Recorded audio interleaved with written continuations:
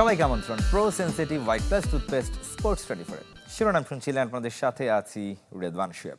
Australia সফরের প্রথম টেস্টের জন্য 15 সদস্যের বাংলাদেশ দল ঘোষণা। স্কোয়াডে ফিরেছেন সৌম্য সরকার, জাকের আলী এবং মুশফিক হাসান। বাদ পড়েছেন মাহমুদুল হাসান, নাইম হাসান সহ সবশেষ স্কোয়াডের 5 ক্রিকেটার। কাল মিরপুরে শুরু ক্রিকেটারদের অনুশীলন।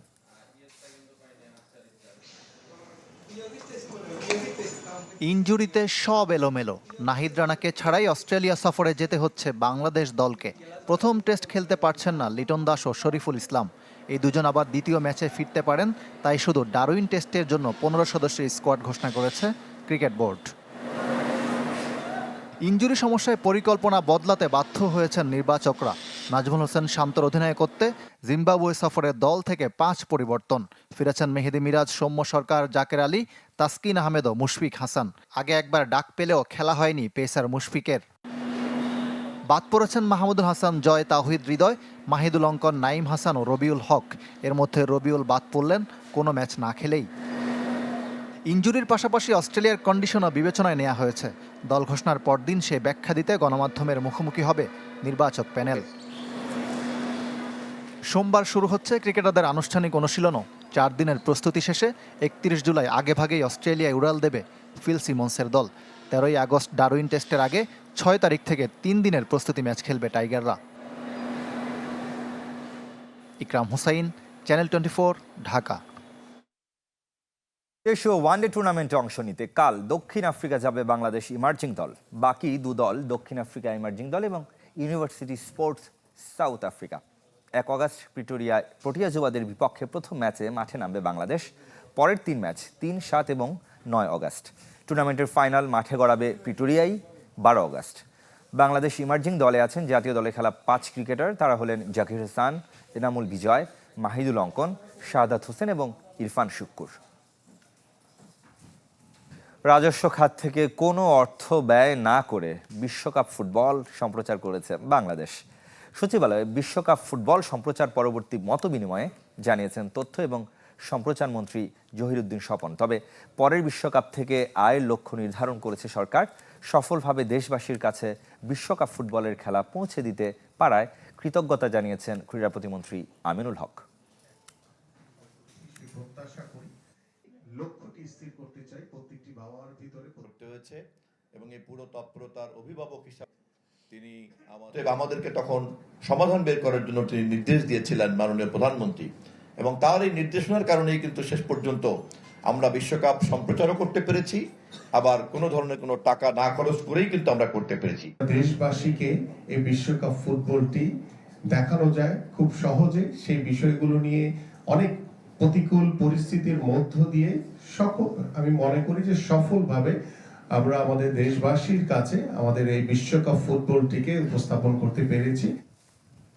কাল শেষ হচ্ছে নতুন কুড়ি ক্রীড়ার প্রথম আসর। আর্মি স্টেডিয়ামে সমাপনী অনুষ্ঠানে পুরস্কার তুলে দেবেন প্রধানমন্ত্রী Tarique Rahman. Football, cricket, kabaddi, athletics, badminton, সাঁতার, দাবা সহ 8টি ক্রীড়া ইভেন্টে 10 থেকে 14 বছর বয়সী অ্যাথলেটরা এই প্রতিভা অন্বেষণ কার্যক্রমে অংশ নেন। 2 মে সিলেট জেলা স্টেডিয়ামে যার উদ্বোধন করেছিলেন প্রধানমন্ত্রী। রোববার হচ্ছে দাবা এবং অ্যাথলেটিক্সের ইভেন্ট। লং জাম্পে ছেলেদের বিভাগে 6.19 মিটার লাফিয়ে রংপুর অঞ্চলের আহতাব নূর ও 4.62 মিটার দূরত্ব অতিক্রম করে নারীদের বিভাগে ফরিদপুর অঞ্চলের ইমা খানম সেরা হয়েছেন। ছেলেদের 200 মিটার স্প্রিন্টে 23.87 সেকেন্ড সময় নিয়ে প্রথম হয়েছেন রাজশাহীর মোহাম্মদ আমান। নারীদের বিভাগে 200 মিটারে 28.99 সেকেন্ড সময় নিয়ে মারিয়া হয়েছেন সেরা। দাবার 2 ইভেন্টে চ্যাম্পিয়ন আউসাফ চৌধুরী এবং ওয়ার্শিয়া খুশবু।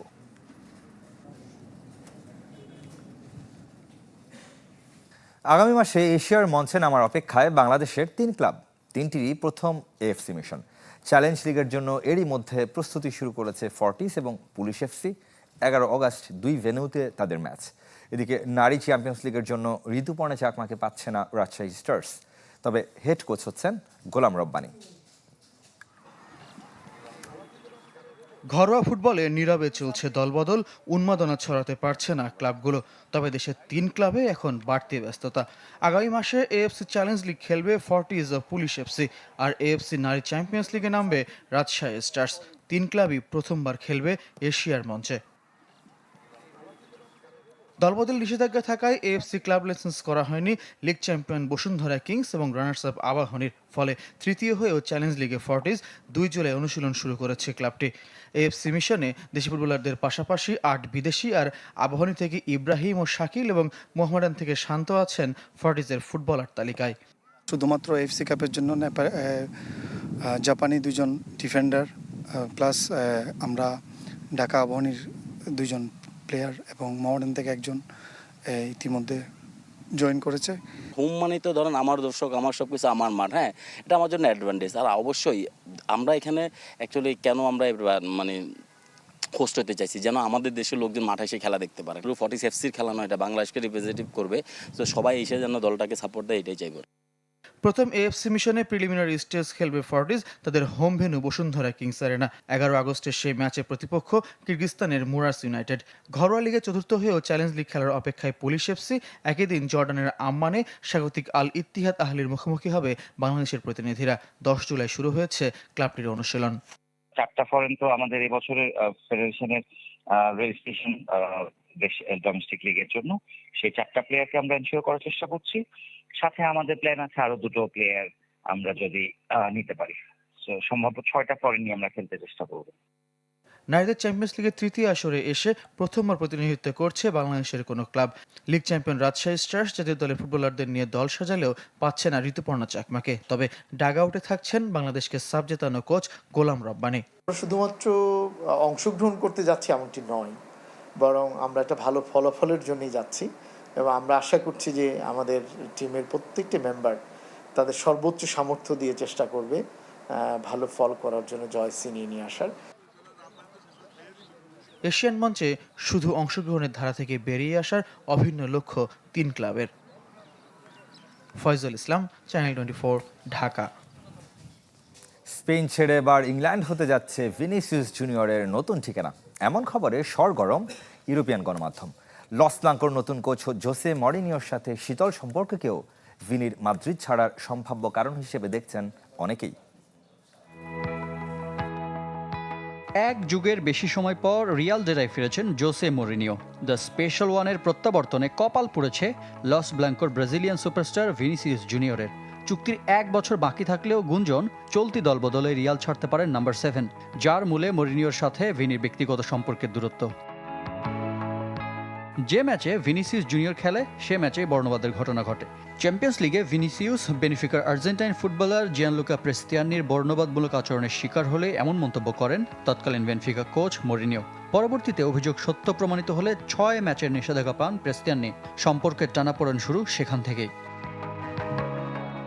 সবশেষ মৌসুমে মাদ্রিদ জার্সিতে এমবাপ্পের পর দ্বিতীয় সর্বোচ্চ 22 গোল ভিনিসিয়াসের নামের পাশে। পুরো ক্যারিয়ারে 375 ম্যাচে যে সংখ্যা 128, আছে 100 অ্যাসিস্টও। তবে নতুন কোচের সাথে সম্পর্কের দূরত্বের জেরেই জোরালো হচ্ছে তার মাদ্রিদ ছাড়ার আলোচনা। ভিনিসিয়াসের সম্ভাব্য গন্তব্য প্রিমিয়ার লিগ চ্যাম্পিয়ন আর্সেনাল। বহুল প্রতীক্ষিত লিগ শিরোপা ধরে রাখতে আটঘাট বেঁধে নামতে চায় গানাররা। চলতি দলবদলে আক্রমণের ধার বাড়াতে মিকেল আর্তেতার নজর আতলেটিকো মাদ্রিদ তারকা জুলিয়ান আলভারেজ, পিএসজির ব্র্যাডলি বারকোলা, লাইপজিগের দিয়ামান্দের দিকে। তবে তালিকার সবচেয়ে বড় নাম রিয়াল মাদ্রিদের ব্রাজিলিয়ান তারকা ভিনিসিয়াস জুনিয়র। চুক্তি নবায়ন না করলে 12 মাস পর ফ্রি এজেন্ট হয়ে যাবেন ভিনি। তাই আয়ের চিন্তা করেও এই দলবদলে তাকে ছাড়তে পারে মাদ্রিদ। রিফাত হোসেন, চ্যানেল 24। প্রথমবারের মতো শুরু হচ্ছে World Archery Asia Presidents Challenge Cup. আর এই আসরের স্বাগতিক বাংলাদেশ। একই সাথে হবে প্রশিক্ষণ ক্যাম্পও। 30 জুলাই টঙ্গী স্টেডিয়ামে শুরু হবে এই আসর। 17 দেশের আর্চাররা যেখানে অংশ নিচ্ছেন। এই আয়োজনে বিভিন্ন দেশের আর্চার এবং কোচদের যৌথ প্রশিক্ষণ দেওয়া হবে। পরবর্তীতে আন্তর্জাতিক আর্চারির নিয়ম অনুযায়ী প্রেসিডেন্টস চ্যালেঞ্জ কাপ হবে। রোববার অলিম্পিক অ্যাসোসিয়েশন অডিটোরিয়ামে ওয়ার্ল্ড আর্চারি এশিয়া সভাপতি কাজী রাজিবউদ্দিন আহমেদ চপল, বাংলাদেশ আর্চারি ফেডারেশন সাধারণ সম্পাদক সৈয়দ তানভীর রায়হান উপস্থিত ছিলেন। এশিয়ার সভাপতি নির্বাচিত হওয়ার পর ওয়ান ভিশন ওয়ান এশিয়া এবং ইউনিক এশিয়া গড়ে তোলার প্রতিশ্রুতি পূরণের অংশ হিসেবে এই আয়োজন বলে জানিয়েছেন রাজিবউদ্দিন। এরই সাথে শেষ করব pro sensitive white plus toothpaste sports 24। ধন্যবাদ সাথে থাকার জন্য।